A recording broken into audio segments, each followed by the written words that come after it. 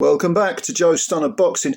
There was something that was said by Frazer Clarke in the post-fight interview following the that incredible fight with Fabio Wardley. I can't remember exactly what he said, so I'm paraphrasing, but he mentioned a sort of increase of confidence, or the fact that you may have lacked a little bit of confidence beforehand. I don't know whether he came out and said that, but that's what he sort of alluded to, and got me thinking, because this is kind of almost a hidden and invisible element to any fighter's build-up, preparation, performance on the night, obviously.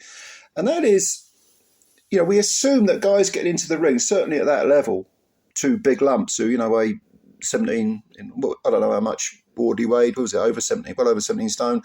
Frazer was 19 stone. You think they're going to not lack confidence. Well, they do.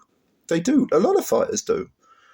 And it got me thinking about the fact that the confidence level to the build-up to a fight doesn't necessarily tie in with the level of confidence someone has when that opening bell goes. Now, in the case of Wardley and Clarke, I definitely thought, watching the build-up, that Wardley seemed to be more confident than Clarke. That's not to say that Clarke wasn't confident, but he seemed to be a little bit more thoughtful about things. He seemed to be a little bit more reserved, and he seemed a little less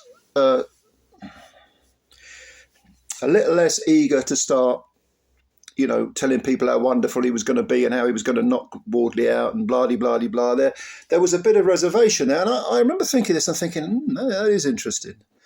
Now, a lot of fighters feel like that. They think, I wonder if I can do that.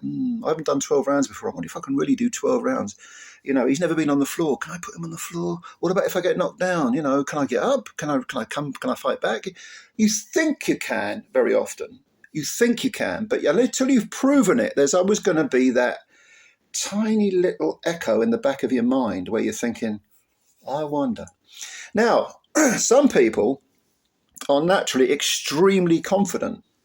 Whether you're talking about Muhammad Ali, whether you're talking about, I don't know, someone like maybe a Chris Eubank figure or Nigel Benn, or, Fabio Wardley seems to me to have that element to his game where he is just naturally a very confident guy. And I don't think you can doubt that when you consider what he went through in that fight with Clarke, where his nose was essentially smashed flat. It almost looked like it had fallen off at times, with blood all over it. You couldn't even see the nose. I don't think you can go to that dark room and still keep trying to win, still keep firing punches back without having a great deal of self-belief. But the flip side of that was, who was on the floor? Well, it was Clarke. And if Clarke did have any doubts or any hidden demons is too strong a word, but yeah, all right, any hidden doubts, he certainly answered them, because he got up, and as we saw, he came back, and you can make an argument that he won the fight. I actually had Wardley ahead by 2 points. One. Did I have it? I can't remember. Did I? Yeah, I had him ahead 2 points. I can't remember my exact scorecard, but there's no doubt you can make a case for Clarke winning as well. Or did I have it a draw? I can't remember. Offhand. I'll have to. I only did my preview video, my review video yesterday, immediately after the fight, but I can't remember what I scored it. But it was obviously very, very close. And I think, sometimes when you have that fear, and of course Customato talked about fear. If you control it, I mean, it could be start with a spark, and then it becomes, it works its way up to a raging fire, and it's how you control the fire. He spoke extensively about that. When Mike Tyson was alive, when he was alive, when he was bringing up Mike Tyson was in the infancy of his career, he spoke extensively about that. Customato did. There's a very famous interview with him.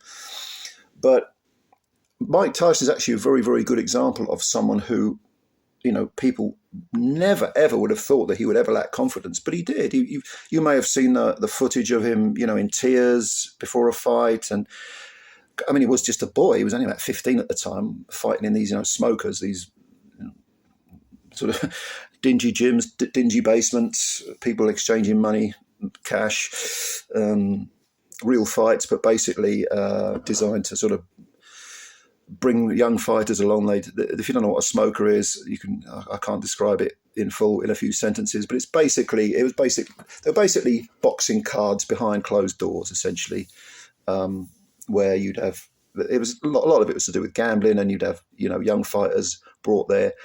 Very often they were only teenagers, and they were fighting grown men, and they were done under, it was done under proper rules, but not always. But put it this way, there wasn't a doctor standing by. Let's put it that way, to stop the fight if necessary. They were tough environments, and you had that was in America, and you had the same in Britain. You had similar setups in Britain, behind closed doors, all a little bit underhanded, all a little bit seedy, but you could really cut your teeth, and you could become battle hardened by getting involved in that sort of stuff. And definitely Mike Tyson was someone who, I think at the age of 14, 15, fought in some smokers. Teddy Atlas has said, they had to lie about his age because he was fighting grown men when he was about 14, 15.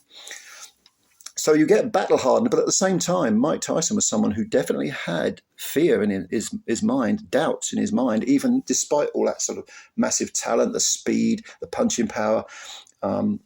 He had doubts, definitely had doubts. And before people forget, essentially he did quit in a couple of his fights towards the end of his career, right at the end, yeah, definitely.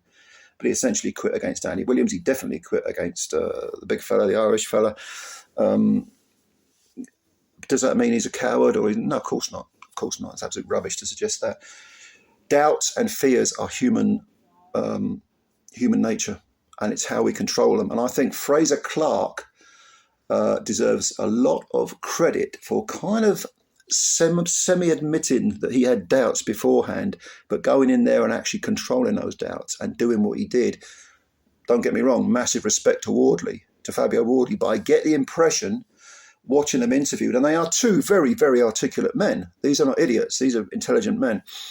I do get the impression that Wardley, despite his lack of his, what they call it, white-collar background, all that stuff, the fact that he doesn't have the technical schooling and so on, I get the feeling he has a lot more natural confidence than most other boxers, most other heavyweights. And that is probably a major factor as to why he's advanced to the level he has to being a British champion. I like both these guys. Frazer made a believer out of me. I'd always had kind of doubts as to how far he could go. I'm still not sure either of these guys goes to world level. But in terms of certainly European level, they can get there. They've both proved themselves at British level, of course. I like both these. Massive respect for both these guys. They're a credit to British boxing. We want to see this fight again, of course. But just on the subject of confidence, I was really impressed the fact that that Frazer was able to control any personal doubts, put them aside, and fight his heart out against a very, very good, dangerous opponent. And Wardley, Jesus Christ! Ben Shalom said in the post-fight press conference, I've never seen anyone who's out on his feet still trying to throw punches and win.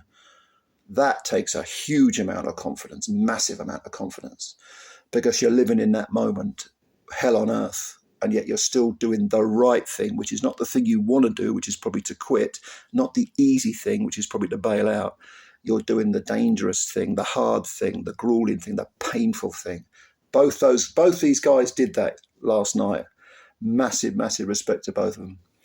So if you got any thoughts, on this issue of confidence, how people control it, I should say one last thing. Very often, you'll see fighters who do have apparently a load of confidence beforehand, and when they get in the ring, it all dissipates. It all just disappears and evaporates.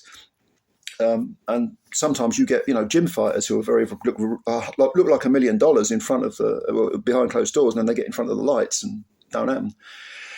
They just can't produce it. But give me your comments below. Let me know what you think about this. And please, if you're new, subscribe to the channel and hit the like button as well. That'd be a great help to us. Spread the word about Joe Stunner Boxing. I'll catch you later. Bye for now.